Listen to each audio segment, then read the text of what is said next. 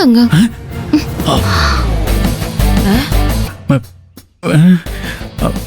வேண்டாம் அதுரு. நான் இன்னும் கொடுக்கவே ஆரம்பிக்கலையே, அதுக்குள்ள வேணாங்கிறீங்க? ஐயோ, கவுக்குறாளே, கெஞ்சி கெஞ்சி கவுக்குறாளே. இங்க பாரு, நான் உன் மேல பயங்கர கோவத்தில் இருக்கேன். உங்க கோவத்துல நியாயம் இருக்குங்க, அதை நான் தப்புன்னு சொல்ல மாட்டேன். ஆனா நான் சொல்றத தயவு செஞ்சு கொஞ்சம் கோவப்படாம கேளுங்களேன். என்னன்னு சொல்லு.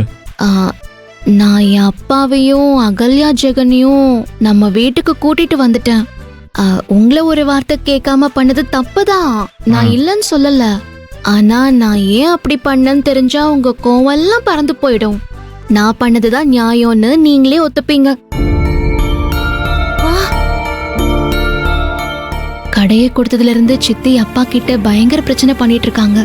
கடை போனது கூட எனக்கு கவலை இல்ல, குடும்ப செலவுக்கு ஏதாவது பண்ணுங்க, பிச்சை எடுத்தாவது பணத்தை கொண்டு வாங்கன்னு ரொம்ப கேவலமா பேசிருக்காங்க.